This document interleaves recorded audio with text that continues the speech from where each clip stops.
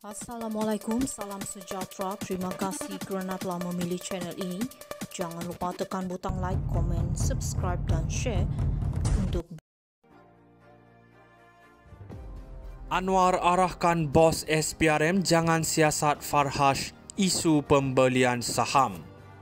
Perdana Menteri Anwar Ibrahim kali ini berhadapan dengan kontroversi yang membara apabila dilaporkan mengarahkan Ketua Pesuruhjaya SPRM Azam Baki untuk tidak menyiasat bekas setiausaha politiknya Farhash Wafa Salvador berhubung pembelian saham dalam syarikat high-tech Padu Berhad.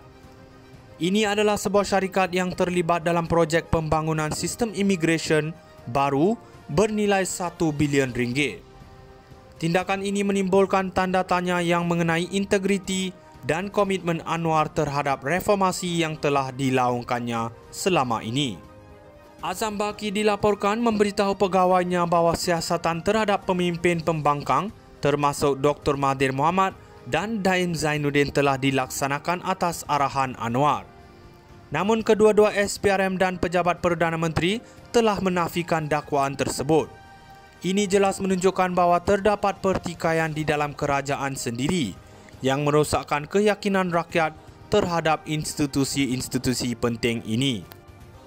Farhash, pemimpin PKR berusia 41 tahun, memiliki 15.91% pegangan dalam high-tech Padu Berhad melalui syarikatnya, Rosetta Partners Sdn Berhad. Pembelian ini berlaku dalam konteks yang mencurigakan di mana ia dilakukan sehari selepas MyEG Services Berhad membeli 14.4% kepentingan dalam syarikat tersebut. Selain itu, syarikat itu baru saja menerima lanjutan kontrak bernilai lebih RM13 juta untuk menyelia sistem imigresen Malaysia. Ini mencetuskan persoalan tentang potensi konflik kepentingan dan ketelusan dalam proses perolehan kerajaan. Sejak Anwar mengambil alih jawatan Perdana Menteri, dia dilihat gagal menunaikan janji reformasi, termasuk pemansuhan undang-undang seperti Akta Hasutan.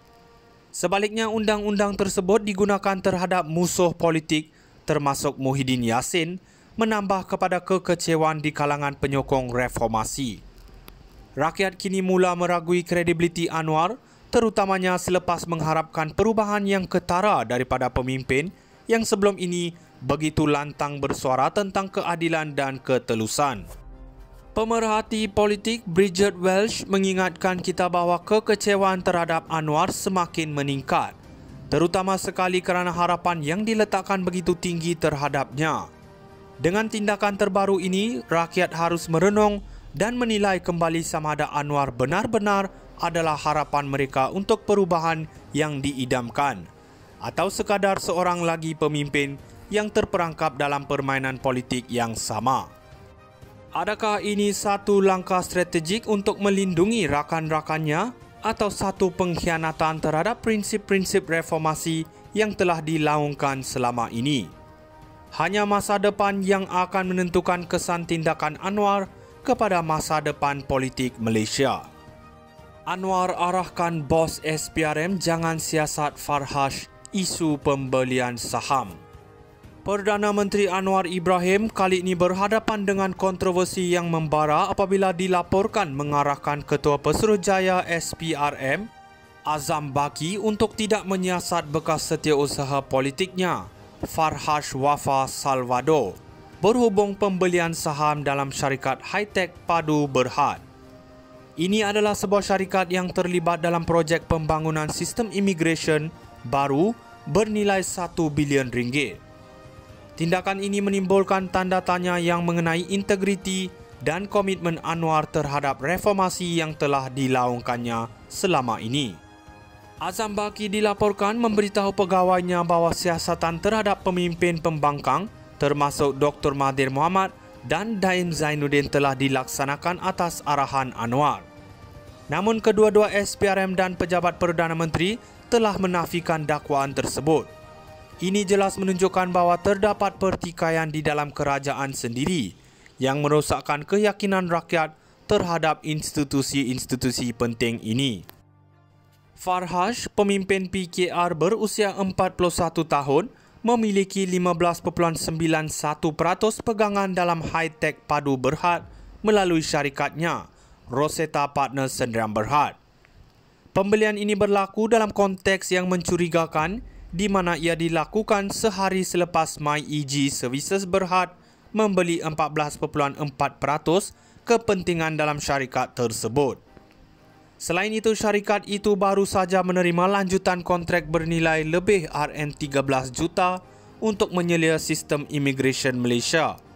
Ini mencetuskan persoalan tentang potensi konflik kepentingan dan ketelusan dalam proses perolehan kerajaan.